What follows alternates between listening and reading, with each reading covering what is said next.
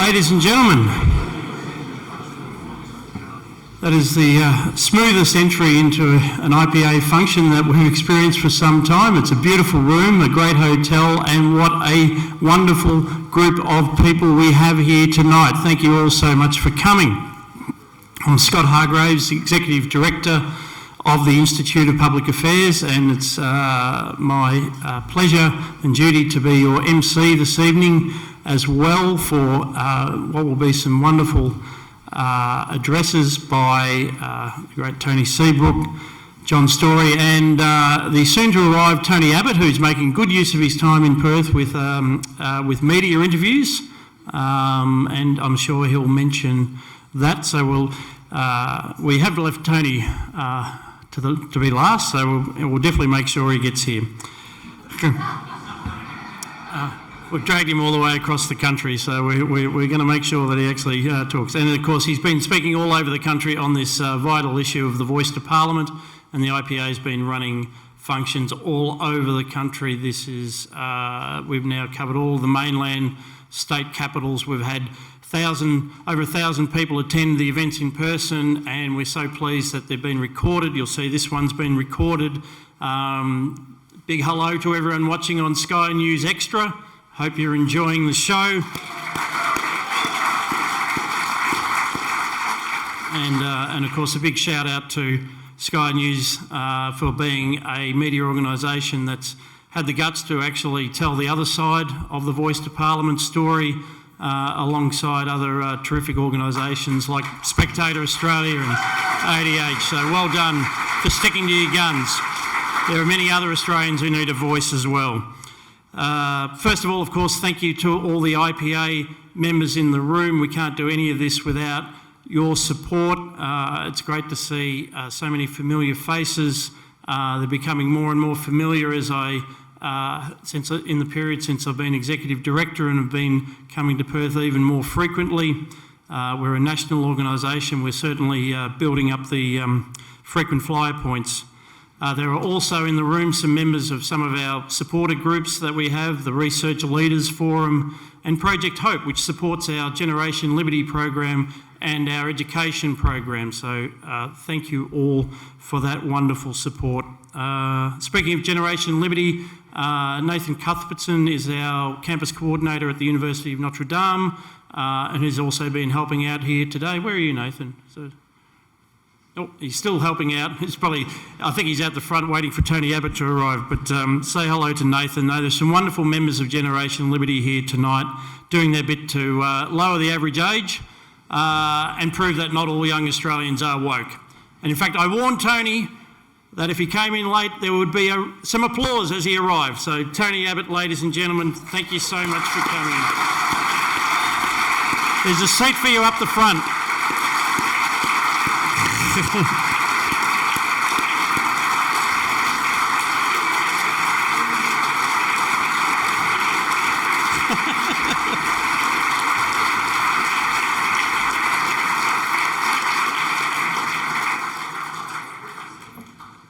Thank you, Tony. And since we first started talking about the voice at a function, I think in July last year, a lot has changed, and certainly we were all deeply, deeply concerned, not just at what was in the Voice to Parliament proposal, but that Australians seemed to lack awareness of how it would work, how it would divide Australians by race, and the indicative polling at that stage was extremely concerning. That's why the IPA made it its #1 research priority for 2023. It's why Tony Abbott took it upon himself to speak to as many Australians as he could, which he's been doing all over the country, and there's still a long way to go, but certainly Australians have learnt a lot more about the voice thanks to those efforts, and the more they learn, the less they like it. And tonight's a little bit more of that process. I'd almost finished my spiel for thanking members, and of course a great welcome to those of you who are not IPA members yet. This is your opportunity. Your friends and family have brought you along tonight to hear about the voice, to understand more about the context, especially in the WA context of the cultural heritage laws. We have a great offer tonight, a special offer at a reduced rate, and also if you join as member, you will also get one of these publications of the IPA written by our Director of Research, Morgan Begg, on racial equality in the Australian Constitution, which is what we actually should be aiming for. Tonight is also amazing timing with the cultural heritage laws. It was only 6 weeks ago that, as part of the IPA's regional tour program, which members will be familiar with, that we had Daniel Wild, our Deputy Executive Director, and a team in the southwest of the state, assisted by the Pastoralists and Graziers Association. We met with many local farmers who, of course, were deeply concerned and distressed by what was happening. We were only a week away from the implementation of these new laws, and it was clearly a complete mess. The rule of law had broken down. If you don't know how the law is supposed to work, if you're being told to do things that you simply cannot do, then there is no rule of law. And that was the situation that we have. We had Dan doing a live cross to Peter Credlin from Katanning, and we had all these concerns, and here we are 6 weeks later with not a small amount of effort on the part of gentlemen like Tony Seabrook and others, not as many others as there should have been, but others, the Farmers Federation and others. We had yesterday's historic events, but Tony will tell us some more about that. Ladies and gentlemen, again, for those who are perhaps new, we rely on donations. We're a not-for-profit, and we're deeply appreciative of our members. We're deeply appreciative of all those who contributed to our most recent appeal, our end of financial year appeal, which I'm pleased to say was our most successful ever. And indeed, our year was the most successful ever. And on behalf of the team, we're extremely grateful, because that allows us to hire and nurture and send forth into the world the one very talented and enthusiastic young men and women who make up our research team, our comms team, and who can put on great events like this. I mentioned also that in the course of the year we've been doing our own research program, and John Storey will tell you a little bit more about that. We've also been very pleased to work with all of the organisations that are interested in the voice, who actually are in a position where they can campaign. So I've been very pleased to work with the wonderful Senator Jacinta Price. We've had Gary Johns from Recognise a Better Way, and just recently in Melbourne we had Warren Mundine, who was absolutely riveting in his heartfelt and very thoughtful address on which I think of as essentially as an alternative future for Indigenous Australians, one very different to this permanent institutionalised body that would basically foster grievance and actually build off, make things worse before it makes better. But I'm getting ahead of myself. In that spirit also, I wanted to very much welcome someone who's also said it's okay to say no, and that's Janisha Knapp, lately of the Western Australians Party. Janisha, thank you so much for coming. Janisha, if you haven't already met her, is a Noongar woman, a proud Noongar woman of Aboriginal heritage, an educator, a leader in her community and in this community, and as I say, very much of the view that it's okay to say no. So thank you so much for coming tonight.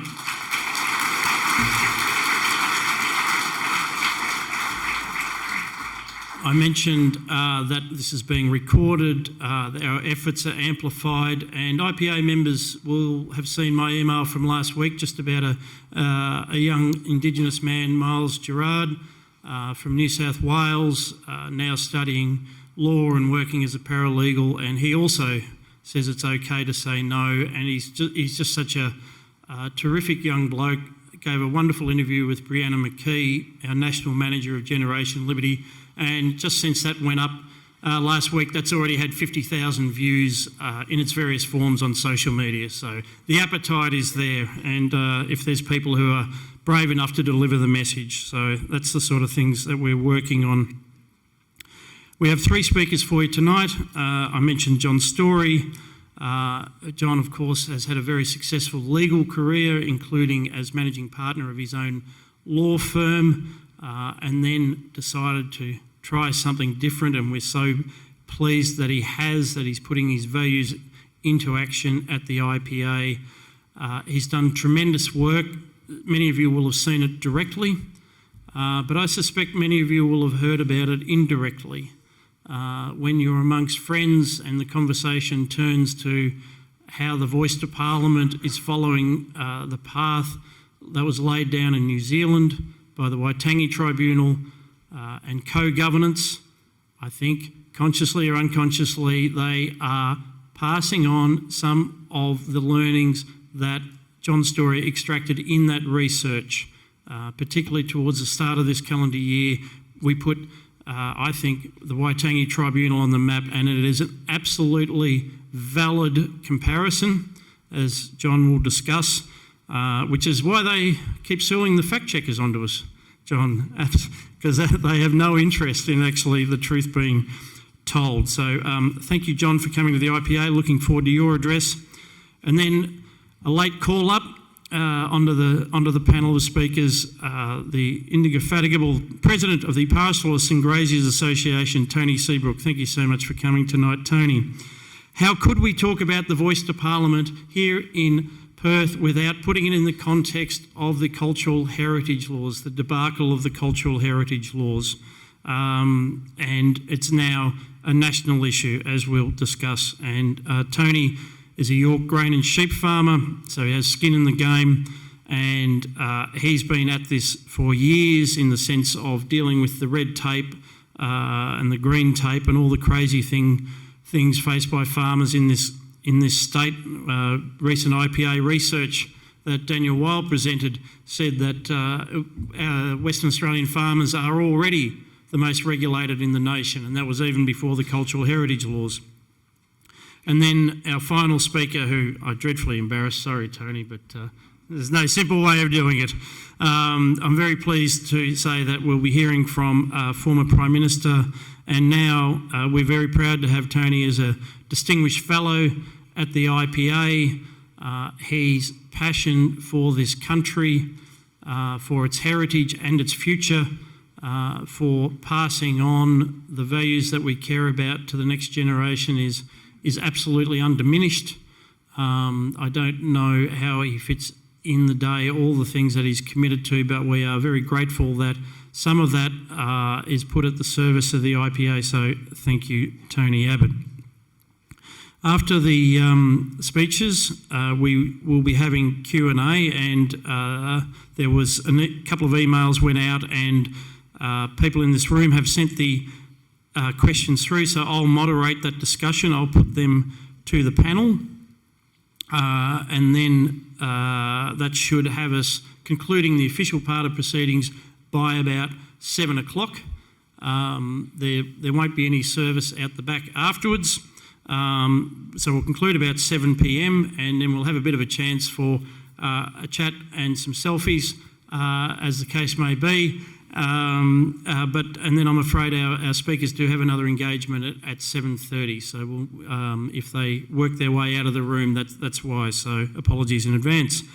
So once again, thank you all so much for coming. Thank you for caring about the Voice to Parliament and seeing it for what it is, this proposed momentous change to our nation's rule book, our constitution, one that, unlike cultural heritage laws, could never be repealed once it's introduced. So important that you come out. And once again, if you're not already a member of the IPA, this is your chance. Without further ado, I will call John as our first speaker, and then we'll hear from Tony Seabrook, and then closing it will be Tony Abbott. So, John. Thank you, Scott, and welcome everyone. Have you ever asked yourself this question? Why is it that a radical climate change activist almost automatically becomes an activist in support of the voice?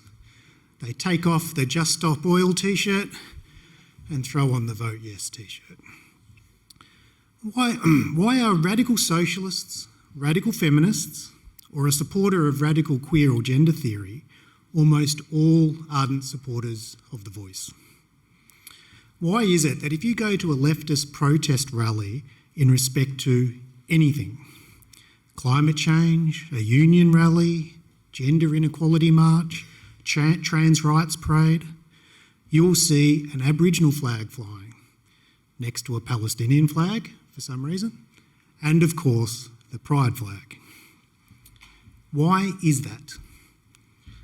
Author James Lindsay has used a biological analogy to describe ideologies.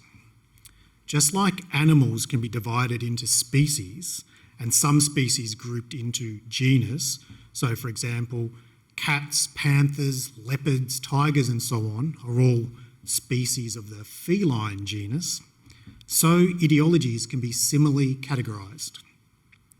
He claims that socialism, radical feminism, radical queer and gender theory, critical race theory and anti-colonialism are all species of a common genus, the genus of Marxism. What ties these ideologies together into a common genus? In essence, they are all anti-Western.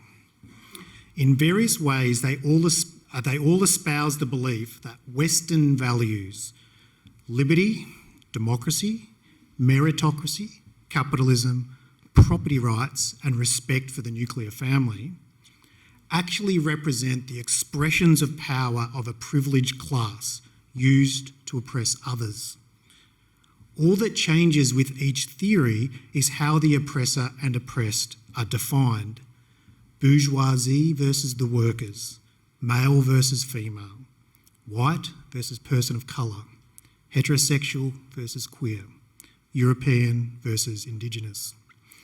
In each case, Western values represent the values of the oppressor and so must be torn down. So what do Indigenous activists bring to this ideological genus? At its core, the arguments used by radical Indigenous activists challenge the legitimacy of Australia, a modern Western nation. Our parliament is not sovereign because sovereignty was never ceded. Thus, our institutions and laws are illegitimate. The land we live on is stolen land, which means our Western property rights are invalid. Now, I'm not saying that all people who support the voice are Marxists. All Australians want Indigenous people to live better lives, and many good-intentioned people think that the voice will help with that. But the path to hell is paved with good intentions. The reality is the voice is not being introduced into a cultural vacuum. It is being introduced into a culture of hyper-identity politics. And the loudest supporters of the voice are the ones most responsible for causing that culture of identity politics. So I think Australians have a right to be suspicious that the voice forms part of that same agenda. And the IPA's research on international comparisons suggests that the voice could promote radicalism. Our research led us to a proposal to amend the Constitution of the United States. This proposal was put forward by Mr. Ibram X. Kendi. You may have heard of him. He wrote the book, How to Be an Anti-Racist. What is anti-racism? It is another term for racial equity, a term you've probably heard of, which also is another term for communism. Equity requires equality of outcomes, whether measured in terms of income, wealth, employment, university admissions, directorships of company boards, health statistics, incarceration rates. All social outcomes must be equal between racial groups. Mr. Kendi wrote in 2019, To fix the original sin of racism, Americans should pass an anti-racist amendment to the US Constitution. What was he proposing? The amendment would make unconstitutional racial inequity over a certain threshold, as well as racist ideas by public officials. So it would be unconstitutional to have different outcomes between racial groups above a threshold, and unconstitutional to hold racist ideas. How would this be enforced? Kennedy proposed enshrining in the US Constitution a Department of Anti-Racism. Now, I'm about to quote to you the powers Kennedy proposed this body should have, but I'm going to slightly rename it. I'm not going to call it the Department of Anti-Racism. I'm going to call it The Voice. The Voice to Congress would be comprised of formally trained experts on racism. The Voice would be responsible for pre-clearing all local, state and federal public policies to ensure they won't yield racial inequity. The Voice would monitor public officials for expressions of racist ideas. The Voice would be empowered with disciplinary tools to wield over and against policymakers and public officials who do not voluntarily change their racist policy and ideas. You can see why someone intent on tearing down the West might be attracted to such ideas. Coleman Hughes, an African-American podcast host and critic of Kennedy's, has said the following: "Make no mistake, if totalitarianism comes to the West, it won't be the fascism or communism of the 20th century, it will be the anti-racism of folks like Kennedy." Now, is it fair to compare Kennedy's proposal to The Voice? Might I be accused of the ABC fact-checkers, g'day guys, of being alarmist? Well, our research on New Zealand may be instructive in this regard. Why was the IPA looking at New Zealand? Because our Prime Minister has been. On February 6, 2020, Anthony Albanese posted the following message to X. "We can learn a lot from our mates across the ditch about reconciliation with First Nations people. New Zealand has led the way. It's time for Australia to follow. It's time to support the Uluru Statement from the Heart." So the Prime Minister wants Australia to follow the New Zealand path. We thought we'd take a look where it leads. New Zealanders call it co-governance. You and I would call it two nations in one. And the path to racial division in New Zealand all started with an advisory body. In 1975, the Waitangi Tribunal was set up to investigate Maori grievances about the Treaty of Waitangi and to make recommendations to government. Sound familiar? Through a series of court cases, the power of the tribunal has grown immensely, a warning we should take heed of here in Australia. But it is the decisions of the Waitangi Tribunal that are revealing. I'll give you two examples. The tribunal held that the New Zealand government's policies in respect to COVID-19 were a breach of the Treaty of Waitangi. Why is that? The government were allocating the first batches of the COVID-19 vaccine to the elderly over 65 on the basis of medical advice that it was the elderly that were the most at-risk demographic. What's wrong with that? Well, Maori are statistically younger on average than the average New Zealander. That means that they would proportionally get less of the initial batch of vaccines. So the tribunal held that that was a breach of the tribunal. The vaccines must be allocated on the basis of race, not science or medicine. In another case, the tribunal held that Maori incarceration rates must be reduced relative to non-Maori in accordance with, and I quote, fixed targets.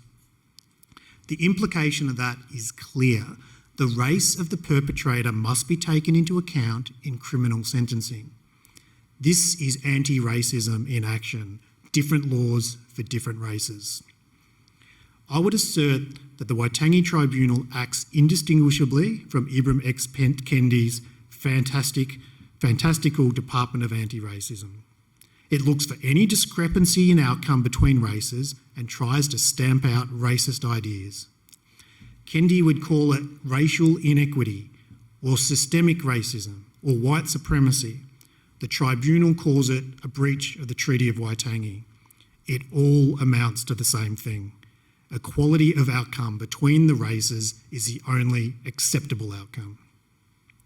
The tribunal even tries to punish wrongdoers, as Kendi proposed.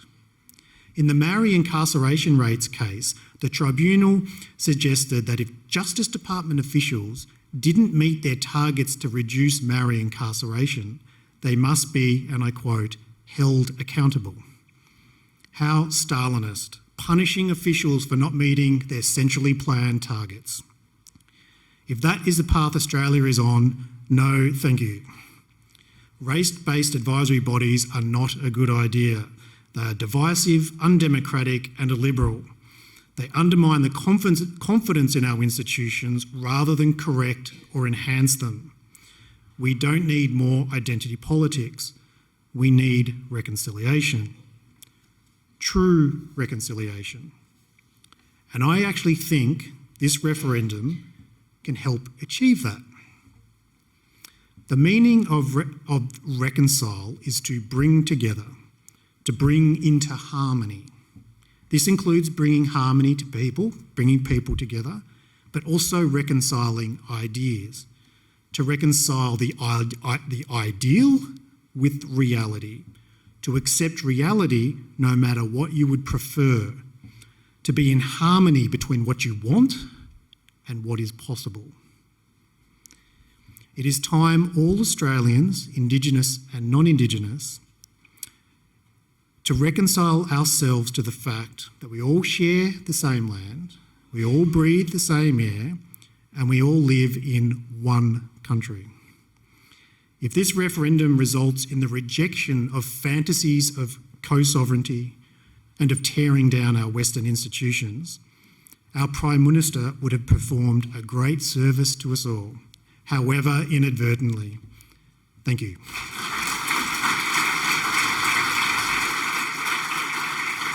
I hope you all remember everything that was said. So Minister McTiernan christened me Bad Tony. Tonight I come before you, I hope it's good Tony. So, ladies and gentlemen, I feel privileged to be amongst you and congratulate the IPA on the function and all the vital work that you do. The PGA has over a very long time enjoyed a very close relationship that we have had with the IPA over all my time as President and way back before that. So it's great to be here. Before I commence, I would like to thank Tony Abbott for the very gracious way that he prepared an opening address for our convention about 8 years ago. He was under enormous duress, unbeknownst to us, and the grace that he showed and the kind words he expressed were very well received. It was our pleasure to present them on the day, although he was no longer our Prime Minister. Tony, thank you very much. Thank you.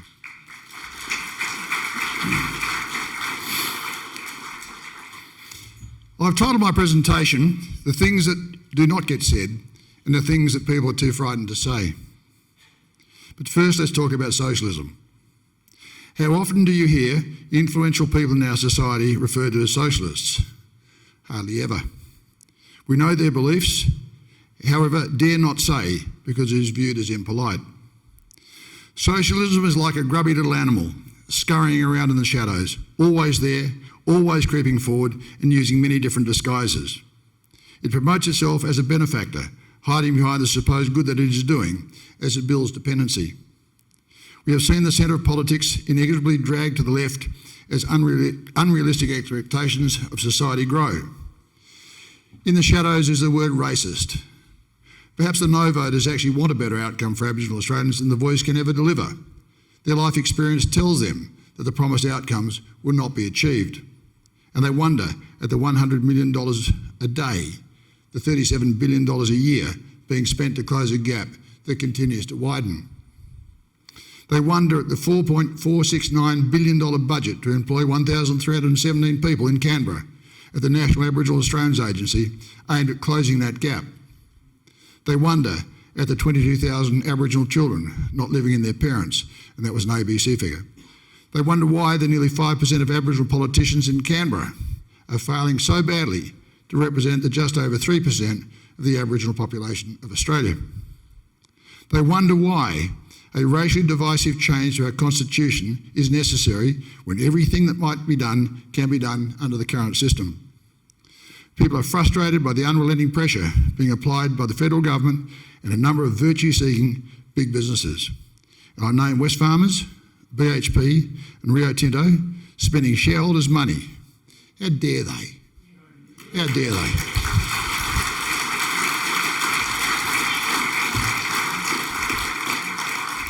And they sure as hell did back a loser here. And all they're trying to do is achieve a divisive outcome. They are infuriated by the staggering bias of the ABC and their attempt to build a nation within a nation. We don't have any bricks in our house, because if we did, and we do watch a fair bit of ABC television, there would be numerous occasions where I'd have to ring up Harvey Norman for another one. If I can digress for a moment, I received a phone call about 10 days ago. The ABC Four Corners crew wanted to come and see me. All right, so we're walking on thin ice here, but here we go. Now, the one person that has carried this argument of the ABC and the wokeism and all the claptrap they've been going on with is a young fellow by the name of Dan Bourdain. I have on many occasions written his name on a piece of paper thinking I need to talk to that bastard. I really do. So the Four Corners crew turned up in the fog this morning. 4 of them jumped out of a car, and guess who was there? Old mate Dan. He's not a bad bloke, actually. We got on fairly well together, but I was with him for 3 hours, and they were three fairly draining hours, because I know that when that film footage is edited, if you make one mistake, if you say one thing, they'll latch onto it, and you're in deep trouble. So I was as careful as I possibly could be, and towards the end of the interview, and this will not be played, I'm damn certain it won't, I said to him, have you got any idea how biased your organisation is? Have you got any idea at all? He didn't. He really and truly thought that they were doing balanced reporting. He was aghast that anyone should say that what you guys are doing is wasting public money pursuing your particular view of the way the world should be. I then said to him that initially I wanted to intervene. I really did. I was that bloody angry about what they were doing. And then suddenly it dawned on me, everything they're doing is working against the yes vote and on our side. So I had the good fun of saying to him, mate, don't stop, just keep going. You're doing a fantastic job.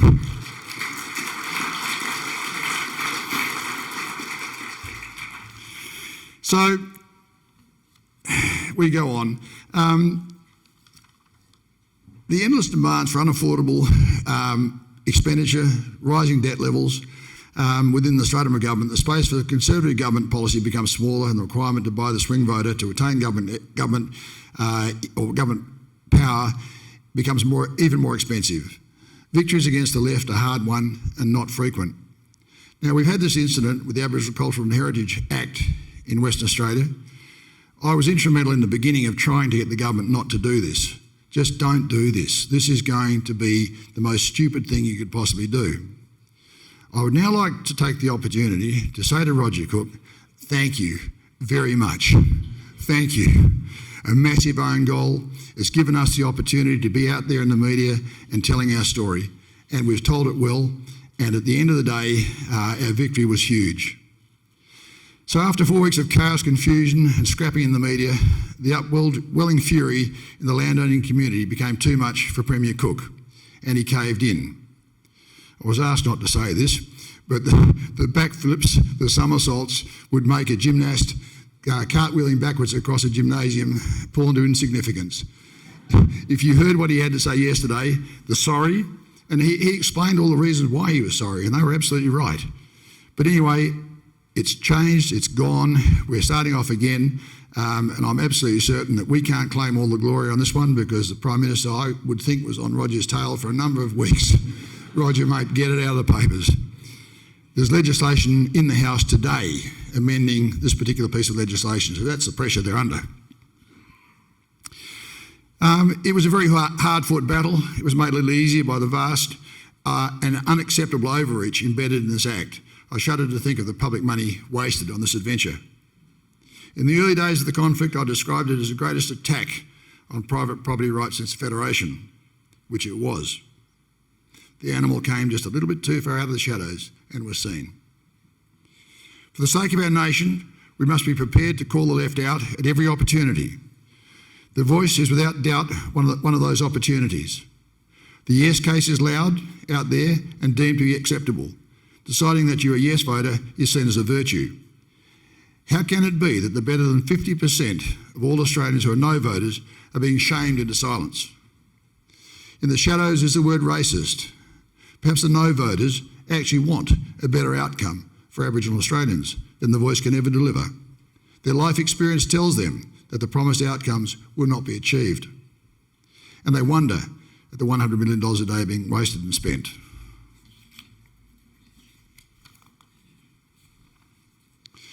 They feel that a Royal Commission into the waste of public funds being spent to fund a system that is clearly failing would be far more appropriate. And last of all, they are angry about being made to feel guilty for their convictions.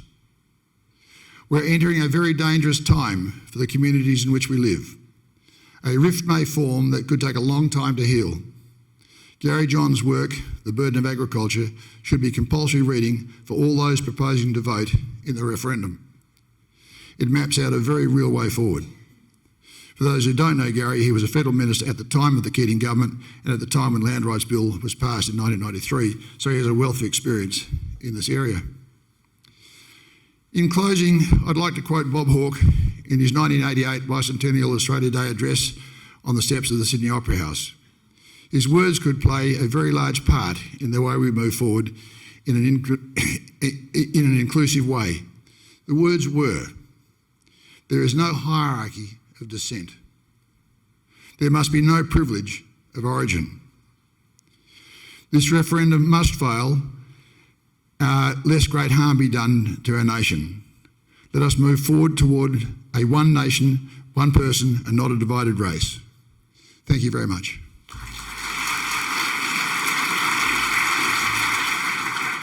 Well, it's wonderful to be here in Perth, and it's wonderful to be at such a gathering, because this is an important time in the life of our country.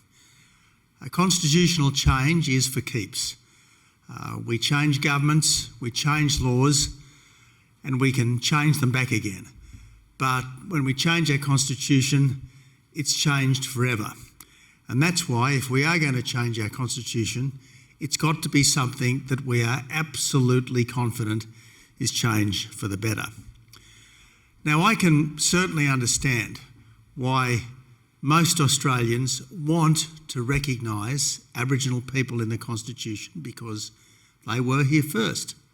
They were here first, and they haven't always had a good deal. We all admit that.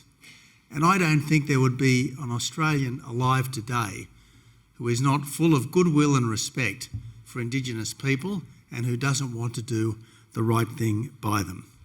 Certainly, when I was a Member of Parliament, I tried to spend quite a bit of time every year amongst Aboriginal people, not listening to the bureaucrats, not reading the reports, not listening just to the activists, but getting out and about in the parts of Australia where Aboriginal people predominate.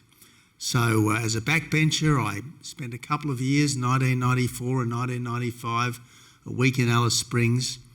Then as a minister in the Howard government, in various portfolios, I would try to spend at least a week, maybe a fortnight, cumulatively in Indigenous places. And then in 2008, I became, amongst other things, the Shadow Minister for Indigenous Affairs. And I rang Noel Pearson in the days when Noel would talk to me.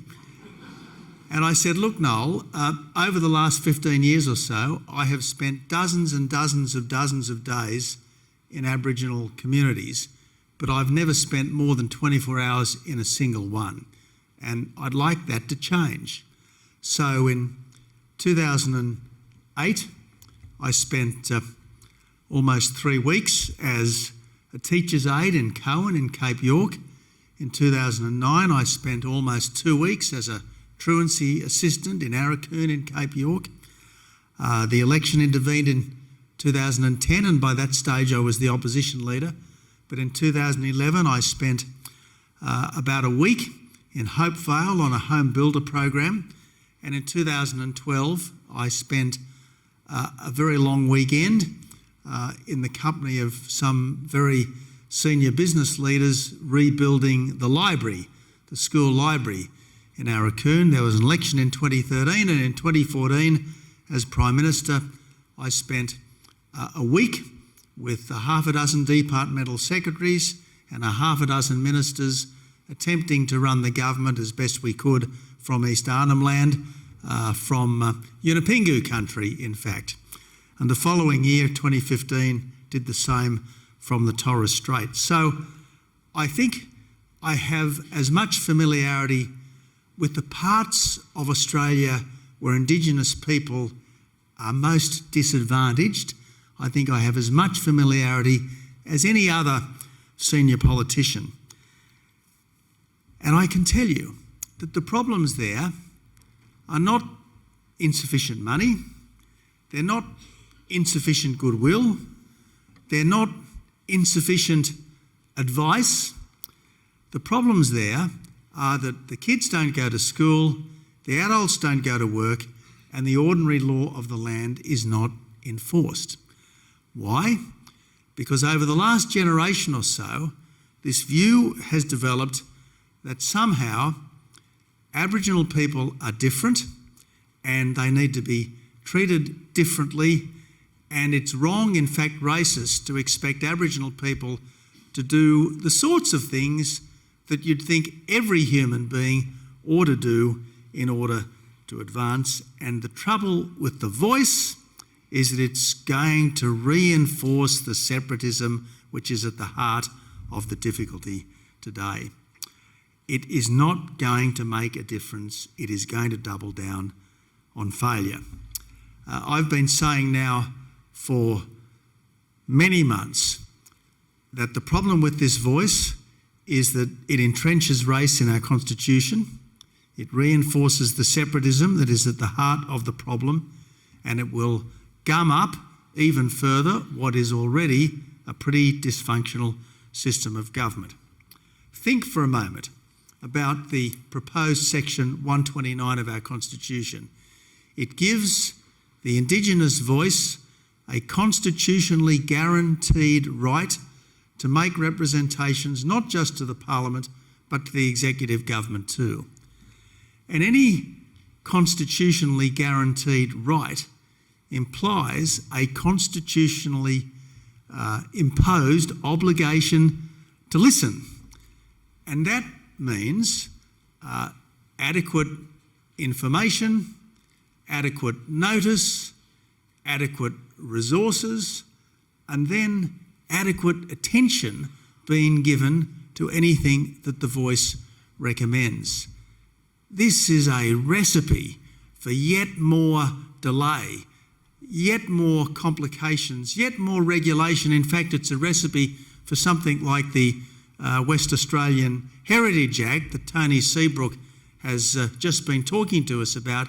It's a recipe for this on steroids right across our system of government. But you know, the people behind the voice want this. They want this. Because if you actually read the lengthy documents that stand as part of and behind the one-page Uluru Statement, they are permeated by a sense of anger, grievance, entitlement, and sovereignty. The essential thesis of the people who put together the Uluru Statement and are pushing so hard for this voice is that what happened in 1788 and subsequently was essentially illegal, unfair, unjust, and as far as is humanly possible, needs to be atoned for and reversed.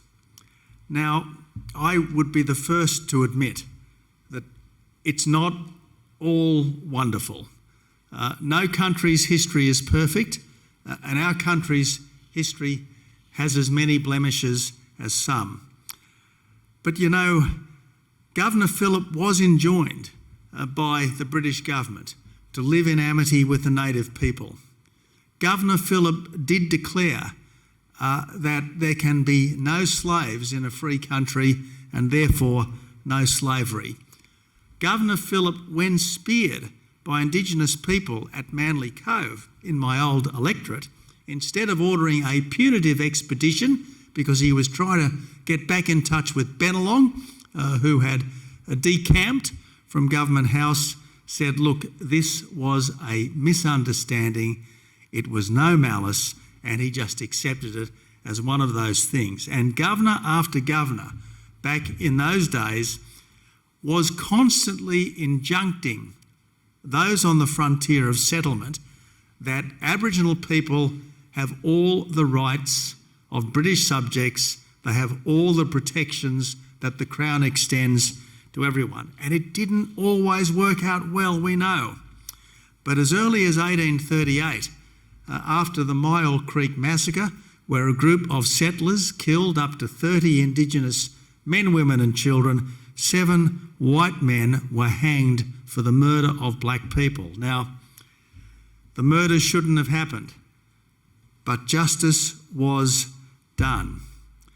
And I say to myself, for all the faults of the people of those times, and for all the faults of the system of those times, would it have been better if Australia had been settled by Spain and turned out like Argentina? Would it have been better if Australia had been settled by Portugal and turned out like Brazil? Would it be better if Australia had been settled like Algeria, by France and turned out like Algeria? Would it have been better if we'd been settled by the Belgians and turned out like the Congo? I mean, you only have to ask the question to have the answer. And while, yes, there has been conflict between Aboriginal people and the settlers, the story is not just conflict. It's a story from the very beginning of cooperation too. And the fact that from that day to this, there have been intermarriage rates of something like 50% suggests that deep down, most Australians, black, white, Indigenous, non-Indigenous, and everything in between, we have done our best to get on with each other. And there's no secret, as every migrant community knows, there is no secret to getting ahead in this country. You go to school, you get a job, you start a business, you try to buy a house if you can, you send your kids to school, and you make the most of the circumstances in which you find yourself. But the last thing you should ever do is see yourselves as victims. And what this voice is doing is taking a sense of victimhood and entrenching it in our Constitution forever. Now, as I said, there's been a lot of water under the bridge, not all of it clean. But whatever mistakes we've made, I think this is a country that, on balance, we can be incredibly proud of. And one of the reasons why I am so pleased to be speaking out against this divisive and dangerous voice is because I've got by my side 2 wonderful people who are incredibly proud of their Indigenous heritage. I'm referring to Warren Mundine and Jacinta Price. And the interesting thing about Jacinta Price is that she says openly all the time, I am a proud, Walpiri, Australian woman. Because like all of us, There are many different elements in our heritage, and I think that as Australians, we should be proud of everything that has gone in to the making of our country. Our British heritage, our British foundation, our Indigenous heritage, and our immigrant character, and all of the different things that all of us have brought in ourselves to our country. So look, the past isn't perfect, but our responsibility is to make the present and the future as good as we humanly can. This generation of migrants and the descendants of migrants are not oppressors. This generation of Indigenous people are not victims. And so, citing, as Tony Seabrook did, the wonderful words of Bob Hawke back on Australia Day in 1988, we are a country with no hierarchy of descent. We are a country with no privilege of origin, citing the immortal words of Martin Luther King from an earlier generation. I want to live in a country where my 4 children are judged not by the colour of their skin, but by the content of their character. My absolute desire is that we can go forward as one equal people. And that's why I'll be voting no, because I utterly reject any suggestion that there is something fundamentally wrong with this great country, Australia. You know, we don't often get a chance to tell the people who run the place what we think.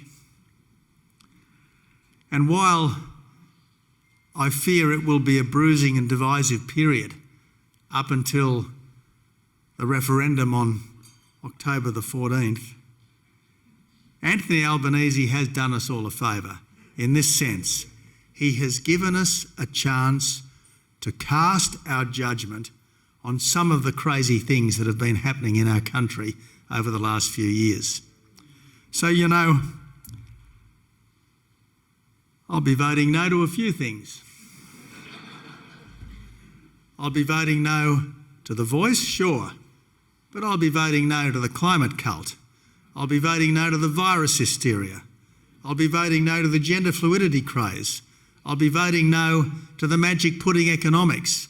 And I'll be voting no to this crazy cultural self-loathing that afflicts this country, along with so many other countries of the English-speaking world which should know better. And I say, thank God that we the people are finally getting our say.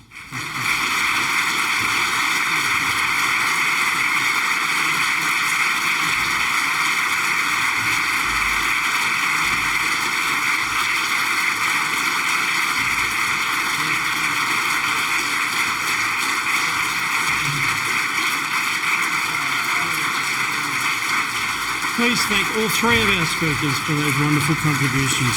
It's been a terrific, enlightening and I think a passionate series of speeches about what it means to be Australian, what we're up against in terms of the some very, very bad ideas which have unfortunately informed the Voice. I think we've also heard that there are wonderful things going on that we can work to. Saying no to the Voice does not mean saying no to Indigenous Australians having a positive future, because that positive future, we can make that happen. It's already happening. We have wonderful friends and people working all over Australia, so we need to focus on the positive as well. It's what comes after the Voice that will matter just as much. I hope it's after the referendum, I should say, matters just as much, that we do go forward with a positive agenda, and we'll be talking some more about that. But for the moment, ladies and gentlemen, thanks again for coming, and please one final vote of thanks to our wonderful speakers.